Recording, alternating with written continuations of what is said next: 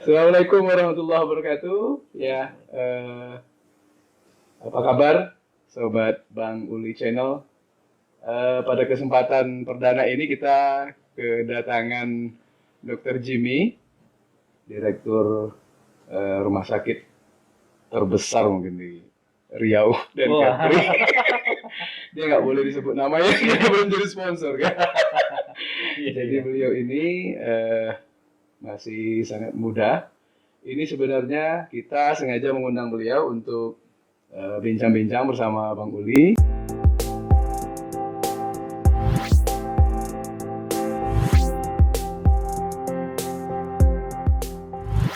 Ya, selamat sore, Dok. Selamat sore. Ya, ini di tengah kesibukan beliau bisa hadir di sini di studio kita. Mudah-mudahan nanti jangan bosan datang ke sini buat bincang-bincang lagi, Dok. Ya, insya Allah, Pak. Nah, ya. Ini kebetulan kita pertama dan temanya juga tidak terlalu berat ya. Kita ingin bincang-bincang dengan Dr. Jimmy tentang ya berbagi cerita dan tips sukses di usia muda sebenarnya. Jadi saya tadi udah dapat ininya ya, sobat Bang Uli, ini saya udah dapat sedikit biodatanya Dr. Jimmy ya. Saya memang nggak salah ini ternyata, memang nggak salah duga. Memang beliau ini masih sangat muda. Ini sekarang masih berusia 36 tahun ya. Iya, Pak. 36 Iya, tahun. Ya. Iya, Benarnya nanti di Desember sih sebenarnya. Ya. Ya kan? Nah, sekarang masih 35. Kan luar biasa tuh ya, sobat Bang Uli. Jadi beliau ini sudah menjadi direktur di rumah sakit ternama lah di Pekanbaru, Riau dan Kepulauan Riau. Nah, pada kesempatan ini kita ingin berbincang dengan beliau secara santai saja ya.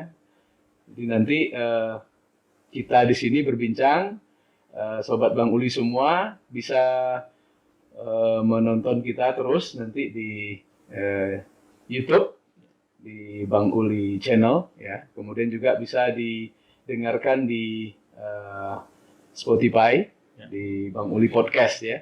Kemudian jangan lupa juga di follow Instagram kita di banguli.channel. Jadi nanti sobat Bang Uli semua bisa mendengarkan dan saya pikir tidak akan rugi nih karena jarang-jarang juga yang muda seperti ini bisa menduduki posisi yang luar biasa ya seperti sekarang. Baik, kita langsung saja ke Dr. Jimmy. Ini nama lengkapnya Dr. Jimmy Kurniawan MKK ya. Nanti apa itu MKK biar Dr. Jimmy aja yang jelaskan. Nah itu sekarang ini sudah 1 tahun atau masuk 2 tahun di jabatan yang direkturnya ya. Nah, mungkin bisa dokter bercerita ke kita semua, terutama para sobat Bang Uli, kira-kira seperti apa sih kriteria buat jadi direktur? Ya kan? Ini kita kan bercerita apakah yang semua punya gelar dokter MKK bisa jadi direktur rumah sakit. Nah, seperti itu. Silakan dokter, nanti kita sambil bincang-bincang. Ya. Silakan. Terima kasih, Bang Uli. Ya. Assalamualaikum warahmatullahi wabarakatuh. Waalaikumsalam. Salam sehat untuk semuanya. Kita tentunya pertama bersyukur ya. Ya. Masih bisa diberikan kesehatan dalam kondisi COVID, di mana semakin hari memang semakin menurun di Riau. Tapi secara keseluruhan di Indonesia angkanya masih sangat tinggi. Benar. Ya, perlu dilihat juga apakah ini karena masyarakat takut memeriksakan kesehatannya, merasakan dia ada gejala, atau memang benar-benar sudah menurun. Tapi kita doakan yang terbaik memang. Semoga di Riau segera tuntas. Amin. Kemudian kita dukung vaksin. Vaksin memang kita harapkan bisa memberikan kekebalan pada kita, sehingga pada saat virusnya masuk ke tubuh kita sudah kebal dan bisa melawan. Pertama saya ucapkan selamat dan sukses. Iya, siap, siap. Buat kawan baik saya, Bang Uli. Iya, Dok, ya. Nah, Bang Uli ini sangat aktif. Ya, mudah-mudahan ini menjadi awal yang sangat baik. Amin, awal amin. kesuksesan. Iya. Tentunya saya akan mensupport dan mendoakan terus. Iya. Terkait pertanyaan tadi, sebenarnya untuk menjadi seorang direktur di rumah sakit itu memang satu memang syarat dari peraturan dari negara sendiri, Kementerian Kesehatan. Iya. Itu memang harus dokter yang Harus pertama. dokter ya. Mau dokternya laki-laki atau perempuan bebas saja.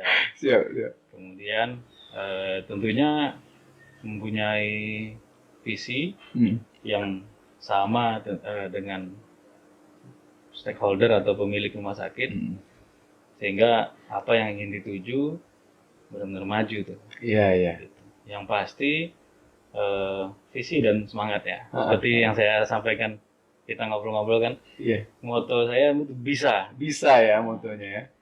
Jadi memang seorang direktur harus ya kita harus bisa. Iya. Apapun tantangannya. Harus Ya. MKK juga, Dok, kalau Ya ini Iya. sedikit cerita. Iya. ya, karena ada juga yang bukan MKK kan yang jadi Betul. direktur atau seperti apa gitu. Apakah menunjang atau seperti apa? Kalau di awal MKK ini menunjang karir untuk saya, untuk saya sendiri. Iya, iya. Siap. Karena MKK Magister Kedokteran Kerja sebenarnya itu untuk manajemen di sebuah perusahaan, bagaimana menciptakan area kerja yang baik, bagaimana mengurangi risiko kerja pada segala macam pekerjaan. Iya, iya. Misalkan di kantor yang kerjanya duduk itu risikonya juga tinggi. Kemudian orangnya bekerja di zat kimia, laboratorium, kemudian kebisingan. Nah, awalnya tuh ilmu sekolah saya ke sana tuh. Magister Kedokteran kerja. Kedokteran kerja ya. Iya. Khusus di situ. Nah, Iya, iya. jadi di perkembangan perjalanan karir, MKK ini yang bisa yang menunjang saya untuk menjadi seorang direktur. Direktur. Di mana sebagai direktur saya kan sebagai seorang tadinya marketing, itu klien saya banyak di perusahaan, sehingga saya mudah masuk nih ke perusahaan-perusahaan. Siap, siap. Sehingga Oke. saya memahami apa kebutuhan-kebutuhan mereka, dan akhirnya klien-klien happy Iya. dengan apa yang kita sajikan. Iya. Oke. Jadi kalau dibilang harus MKK, kebalikan. Biasanya sih magister administrasi rumah sakit. Oh, ada ya? Ada. Ada. Mungkin nanti next akan saya Di pelajari. Riau ada nggak yang Di magister itu? Riau yang belum. jadi direktur seperti Dr. Jimmy? Kalau MKK, Heeh. kebetulan MKK. baru saya. Oh, baru sendiri. Mungkin magister manajemen ada MM Oh, gitu. atau Mars yang banyak. Mars ya, yang banyak. Oke, oke, oke.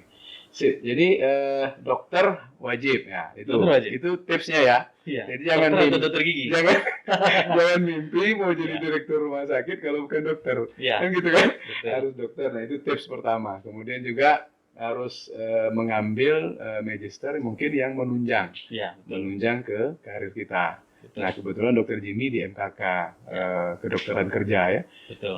Sehingga marketing masuk, bisa banyak relasi. Iya. Karena memang kalau sudah jabatan direktur ini, kebetulan Bang Uli juga di salah satu media Ya, ya, betul. di direktur juga, emang harus koneksinya luas. Ya. Ya kan, jadi tips kedua kita harus punya koneksi luas. Yes, betul. Nggak bisa juga kalau direktur tidak punya koneksi ya, harus Ya, punya betul. koneksi seperti itu. Baik, sudah ada dua tipsnya Ya. yang dibagi oleh Dr. Jimmy dengan kita. Kemudian mungkin untuk menjawab penasaran Sobat Bang Uli semua, ini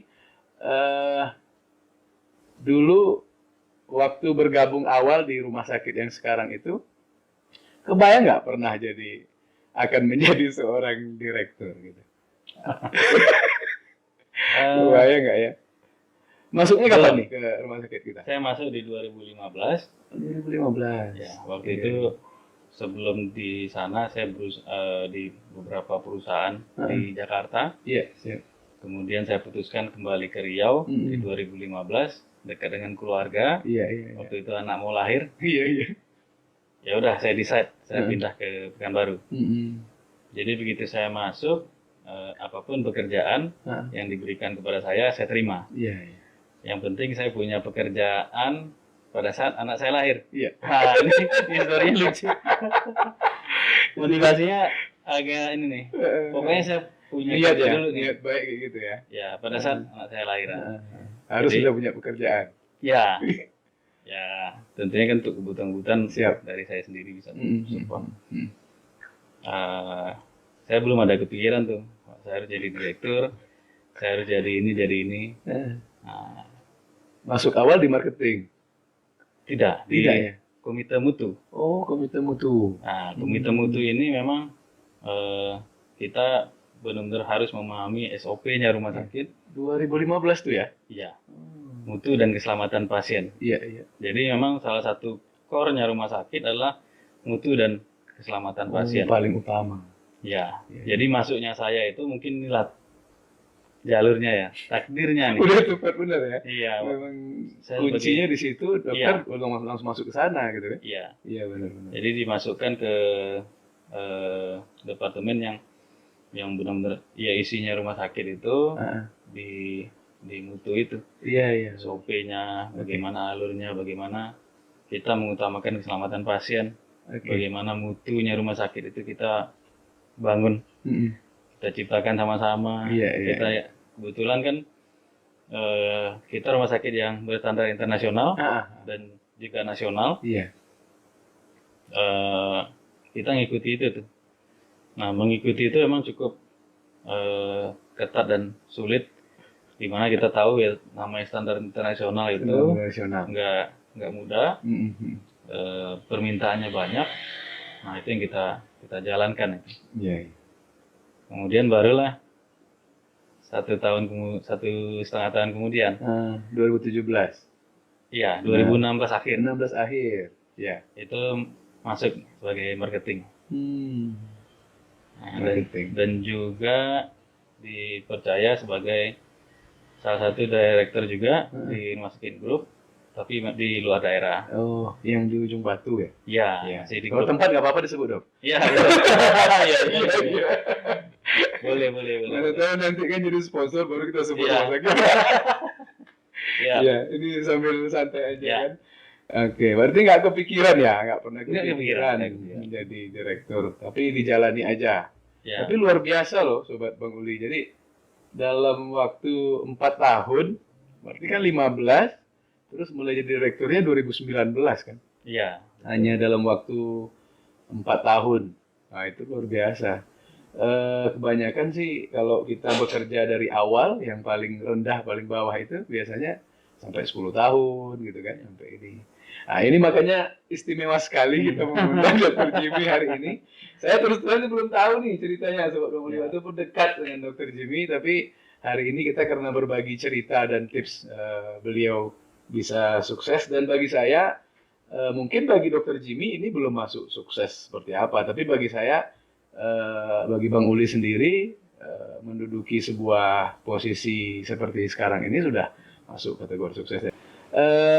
Awal dulu misalnya masuk tamat itu bekerja, tentu dokter tidak langsung ke yang rumah sakit sekarang, ya kan? Nah, memulai karir di dunia kerja itu gimana sih dok awalnya dari karirnya sendiri?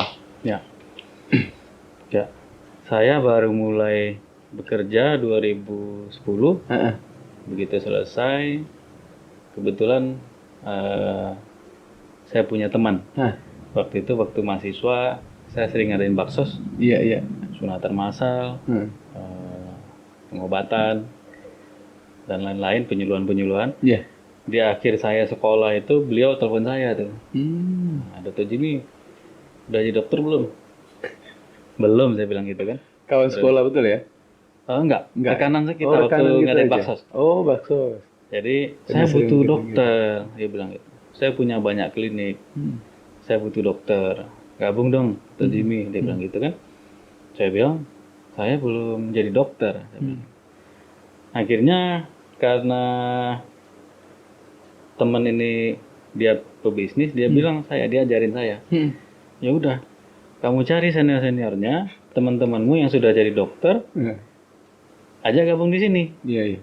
Nah, nanti Dokter Jimmy dapat fee, dia bilang gitu. Iya. Jadi Dokter Jimmy kayak bangun satu kelompok lah gitu. Buat bekerja. Ya. Dia nanti Dokter Jimmy yang mensupport klinik itu akan saya gaji, dia bilang gitu. Siap. Jadi saya udah mulai bergaji itu walaupun dia belum jadi dokter. Tapi dia bukan dokter ya? Dia bukan dokter. Dia bukan dokter. Temannya. Iya. Nah, disitulah dia ngajarin banyak hal, termasuk karena ini bisnis keluarga tapi besar. Saya dekat sama beliau, dia ajarin tuh banyak hal. Bagaimana berbisnis, bagaimana bekerja ya. Ya, kebetulan suaminya adalah konsultan perusahaan. Itulah dasar kenapa saya mau jadi dokter MKK dulu. Iya, gitu ya. Tertarik bergabung dengan tim beliau dulu. Kan nyambung kan Sobat Bang Uli, jadi kita tahu dia mulai masuk, ternyata dia kenal dengan orang, jangan pernah meremehkan orang lain. Betul. Ya kan, walaupun ketemunya waktu bakti sosial. Betul.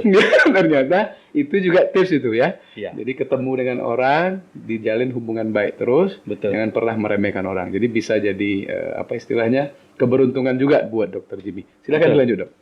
Kuncinya networking tadi. Networking, ya benar. Nah, kebetulan itu pun sebentar jumpa, tukeran nomor telepon. 2 tahun kemudian itu, waktu baksos kan waktu kita mahasiswa kan, kita bikin bakso segala macam, ngajar aktif senior. Aktif waktu mahasiswa. Nah, gitu. Itulah awal karir saya tuh bekerja, ya. Nah, kemudian diajak beliau sebagai konsultan, kemudian saya sebagai timnya. Nah, ditempatkanlah di 4 perusahaan waktu itu. Siap. 4 perusahaan? Iya. Wow. Dok, seperti apa kondisi 2020? Ya. Jadi buat kita 2020 merupakan ya kalau bisa segera berlalu kan. Segera berlalu. Dan kondisinya di mana semua orang itu work from home. Semua takut, semua menyelamatkan diri. Iya. Sementara kita harus hadir justru. Kita justru harus keluar. Membantu masyarakat, membantu pemerintah untuk menangani COVID ini. Tapi dalam kondisi saat itu orang menahan sakit. Jadi kalau sakit ringan orang tahan. Dulu kan orang sakit sedikit ke rumah sakit, ke klinik rumah sakit. Sekarang takut ke rumah sakit. Jadi takut, ke puskesmas takut, ke klinik takut, rumah sakit takut. Iya, siap. Akhirnya kita mengalami penurunan jumlah pasien, rawat inap, rawat jalan itu hampir sekitar 50%. 50%? Ya. Kemudian penghasilan rumah sakit itu juga turun hampir sama tuh. Kemudian tenaga medis itu parno kan. Kita semua parno. Kita nggak tahu ini COVID nggak, ini COVID nggak. Saling curiga. Iya. Sehingga banyak juga dokter-dokter spesialis yang mengurangi jadwal prakteknya, kemudian mengurangi interaksi dengan pasien. Ya itu saya pikir hal yang wajar, manusiawi. Kita sama-sama ingin melindungi. Sampai pada tahap di mana dokter hanya mau membantu, bukan hanya mau, tapi ya kita prioritaskan yang emergensi dulu. Siap. Kalau tidak emergensi, yuk kita tunda. Itu kan sampai ada tagarnya itu, tagar di seluruh medis lah. Kalau nggak emergensi nggak berobat. Iya. Jadi hampir seluruh rumah sakit di seluruh, kita sebut di Riau saja lah ya. Di Riau itu terjadi hal yang sama. Nah dalam kondisi seperti itu, saya harus menghidupi lebih kurang karyawan itu 1.200 plus dokter spesialis. 1.200? Ya. Seluruh rumah sakit yang sekarang itu ya? Iya. Bukan hanya di Pekanbaru berarti kan? Oh enggak, yang di Pekanbaru, di tempat saya saja. Oh di Sudirman itu? Iya. Nah 1.200 plus dokter spesialis lebih dari 100 orang. Luar biasa. Nah itu kita harus hidupi sama-sama dalam kondisi di mana gaji harus dibayar. Itu menuntut saya dan tim. Saya pastikan saya tidak bisa kerja sendiri. Iya. Jadi saya dan tim itu berjibaku berpikir bagaimana caranya kita meningkatkan penghasilan. Iya, iya, iya. Jadi saya punya networking. Saya hubungi pada saat kita kondisi sulit, saya hubungi rekanan perusahaan-perusahaan yang istilahnya membutuhkan supporting dari kita. Iya, iya. Akhirnya saya dapat beberapa perusahaan itu minta supporting tenaga kerja. Kemudian supporting peralatan medis. Siap. Kemudian peralatan obat-obatan khusus COVID yang mereka mau prepare di tempat mereka. Alhamdulillah itu mensupport penghasilan kita. Kemudian saya bisa kasih sharing bahwa kita tidak mengurangi satupun karyawan kita saat Luar biasa. COVID. Kenapa? Kayak yang tadi, Iya, networking iya, iya. dia butuh perawat. Saya kirim perawat. Saya kan kelebihan berarti. Jumlah pasien turun, saya kirim perawat. Iya, iya, iya. Mereka minta Bisa pindah tempat bekerja berarti kan? Ya, betul. Kirim analis. Oke, saya kirim analis. Nah, saya kirim dokter. Iya, iya. Untuk support mereka. Oke. Alhamdulillah, justru pada saat COVID, Pak, itu kita banyak penambahan karyawan. Kemudian kita diminta juga Pak Gubernur itu untuk membantu tracing, di mana waktu itu rumah sakit pemerintah masih keterbatasan, walaupun sudah bisa melakukan tracing untuk pasien-pasien COVID, misalnya PCR. Iya. Kita putuskan saat itu ya oke, kita bangun laboratorium dan kita support alat PCR-nya. Oke. Alhamdulillah sambil kita bantu pemerintah, kita bantu tracing juga. Terus kita mengeluarkan pemeriksaan mandiri untuk masyarakat dan perusahaan-perusahaan yang rekanan sama kita. Iya, iya, iya. Kita tahu pada saat itu jika ada yang positif, teman kerjanya, kemudian keluarganya itu harus di PCR ya, akan PCR. Karena sampai saat ini untuk mendiagnosa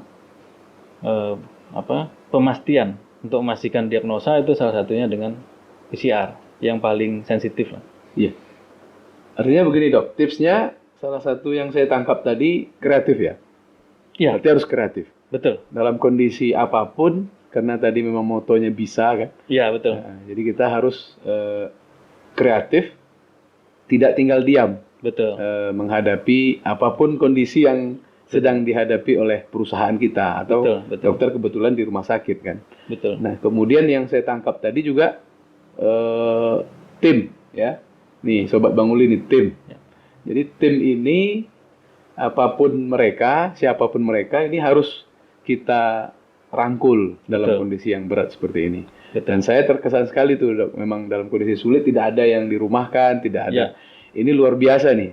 Jadi salah satu triknya harus kreatif dan tim yang ada itu tidak boleh kita sepelekan. Semuanya berarti punya kontribusi kan untuk mensupport kita bisa sukses dalam jabatan ini. Nah itu mungkin yang menjadi stressing saya tadi. Ya. Nah kemudian satu lagi networking tadi sudah ya, kita harus punya networking dan tidak boleh berhenti pada satu kreativitas. Sudah selesai di sini, main lagi di tempat lain, ternyata ada rezeki lagi kan. Pak Gubernur datang lagi segala macam. Itu Sobat Bang Uli nggak banyak tuh yang bisa seperti itu. Jadi ini Dokter Jimmy masih muda dan masih banyak sekali masih panjang karirnya untuk hal-hal yang baik seperti itu. Mungkin ada lagi yang bisa diceritakan dok tentang tugas berat ini ya. Kan di usia muda ini memang saya pikir ya Sobat Bang Uli kalau ingin berkarir mungkin di umur 30 sampai 40 lah. Ya kalau udah 40 ke atas mungkin agak-agak ini. Karena kita harus sukses di umur 45. Setuju nggak? Ya kan harus sudah bisa menikmati hasil di umur 45. Jangan kerja lagi gitu kan.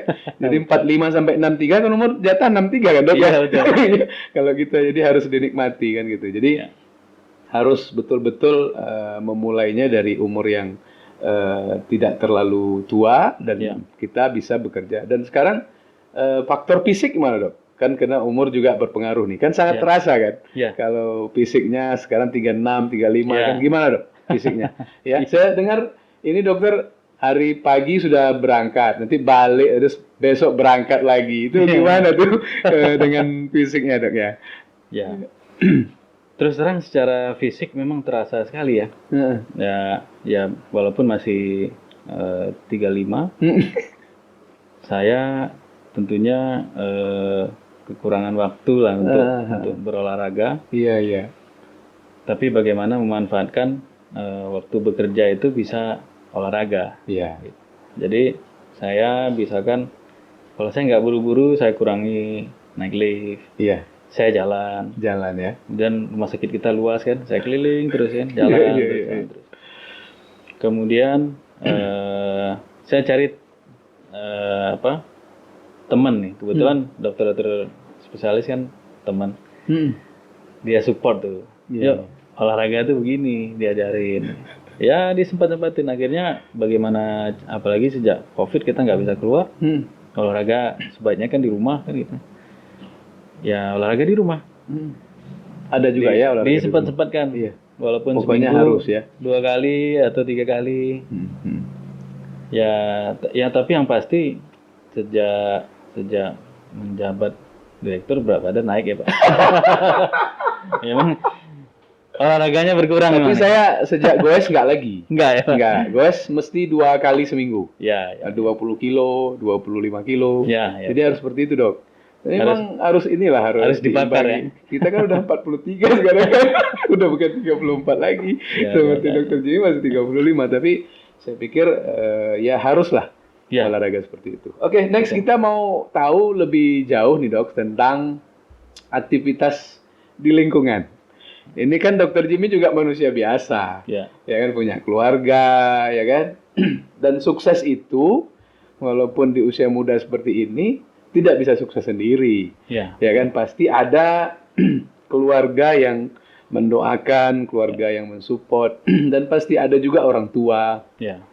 Pasti juga ada interaksi kita dengan tetangga, dengan lingkungan kita. Nah, dalam kondisi sibuk yang seperti sekarang ini ya, Sobat Bang Uli, ini kan sibuk banget nih kan. Kegiatan olahraga aja susah.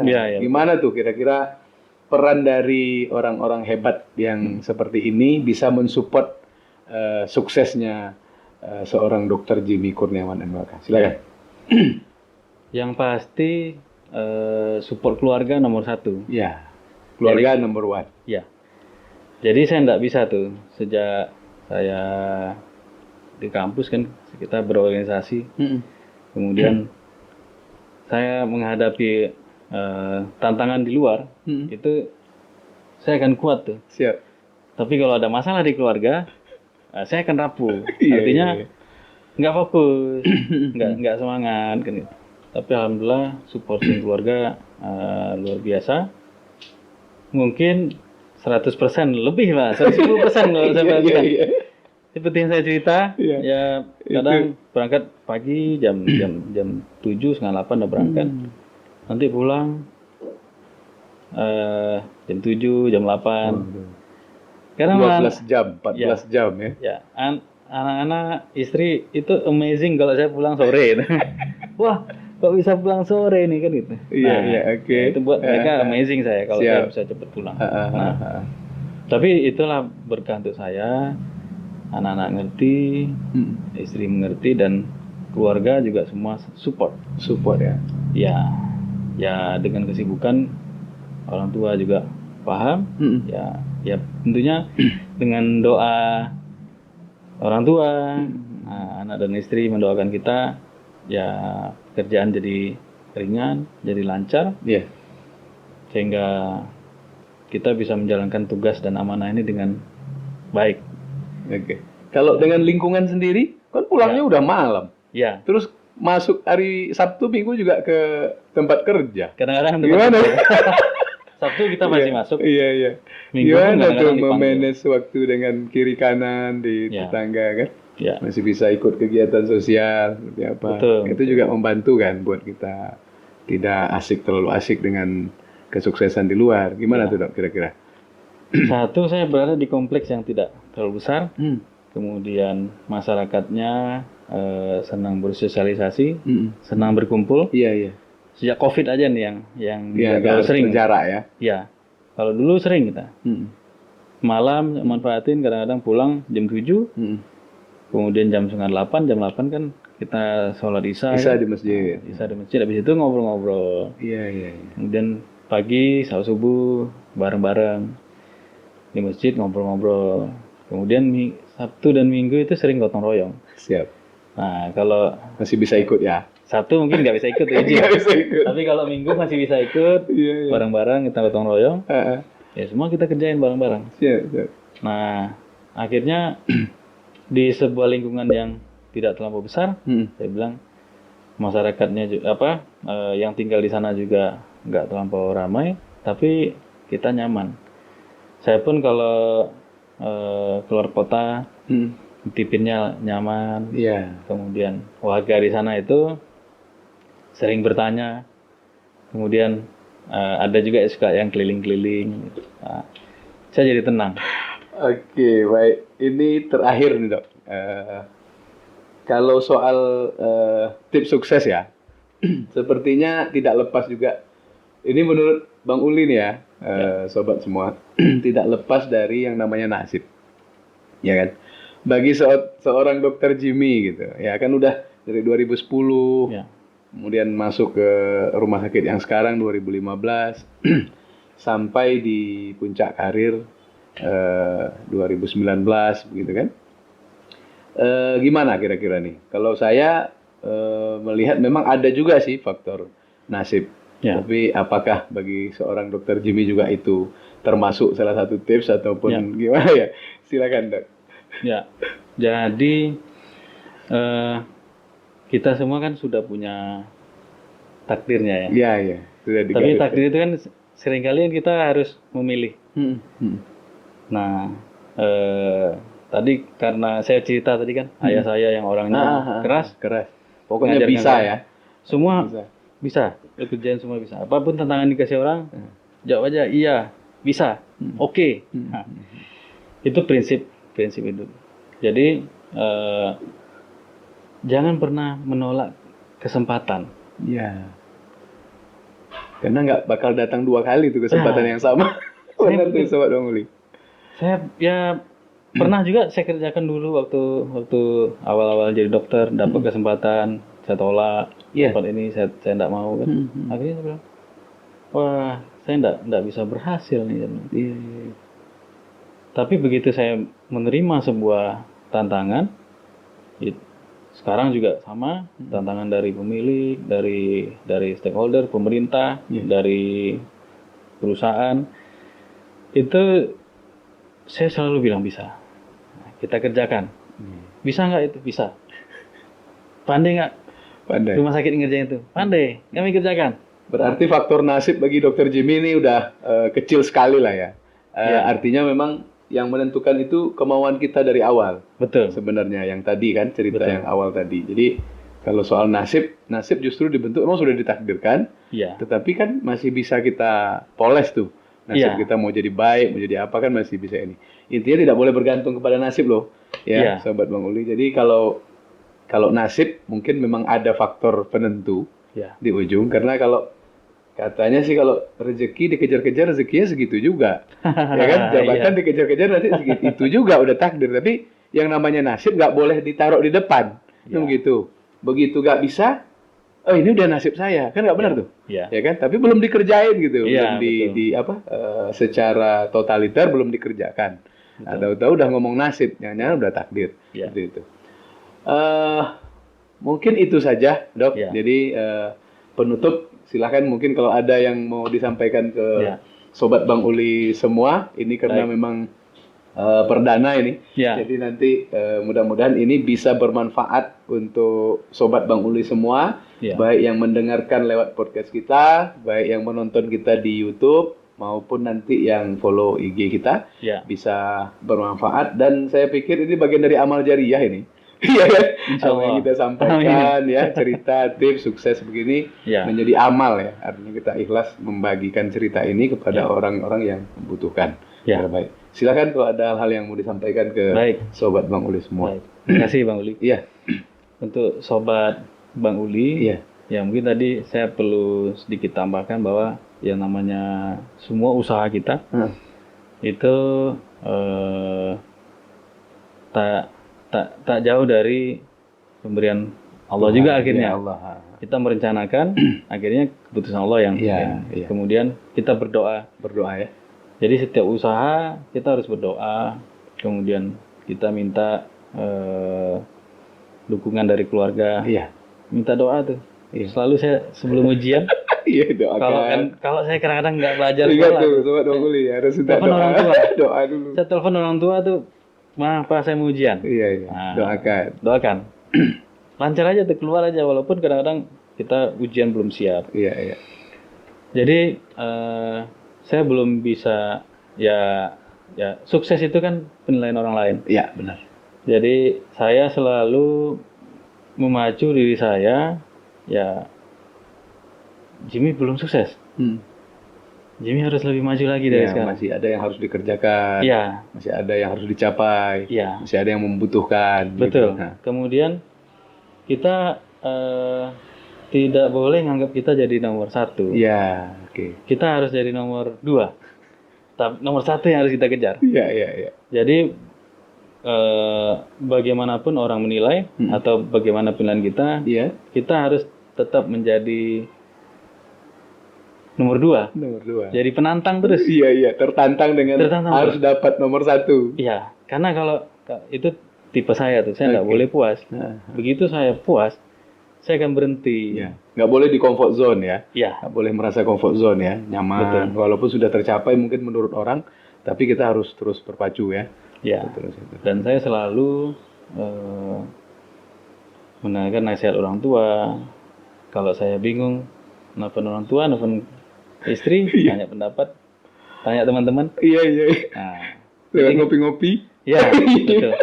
Kita nggak bisa kerja sendiri. Oke, sip. Nah, jadi semua hal yang sudah saya hasilkan, mungkin kesuksesan kecil atau beberapa kesuksesan yang pernah saya raih, Iya. itu tidak kerja saya sendiri, kerja tim saya, support keluarga, tentunya atas izin Allah. Iya.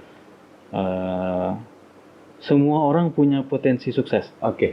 Semua orang punya potensi sukses. Karena kita dilahirkan memang untuk sukses. Ya. Iya. Betul. Kita udah susah juga dilahirkan kemarin kan. Betul. Masa udah lahir nggak mau sukses? Betul. Gitu ya. Oke. Jadi teman-teman ya semangat ya. Apapun pekerjaannya, jangan pernah mengeluh. Dikerjakan. Terus kadang-kadang ada pekerjaan yang kok ini anak muda nih. Saya perhatikan zaman milenial. Iya. Kalau nggak sesuai pekerjaannya dia agak nggak happy nih. Cepat minder, cepat lari. Iya, ini nggak kerjaan saya nih. Iya. Padahal mungkin disitulah kunci suksesnya. Kalau begitu dia ambil, sukses dari situ. Iya. Nah, itu mungkin pesan saya. Nggak banyak mungkin pesannya, karena pengalaman saya juga masih belum banyak. Saya masih mengejar. Kalau Bang Uli bilang saya sukses ya, saya bilang belum. Saya masih mengejar sukses itu. Oke. Ya paling tidak sukses bagi orang lain dan beberapa tips tadi udah kita bagikan ke sobat Bang Uli semua. Terima kasih banyak Dr. Jimmy Kurniawan MKK. Jadi sudah di akhir bincang-bincang kita di kegiatan ini. Jadi kita di Bang Uli Channel ini seperti di sini kita berbagi cerita, berbagi pengalaman, berbagi ilmu untuk motivasi hidup lebih baik. Jadi itu quote kita di Bang Uli Channel.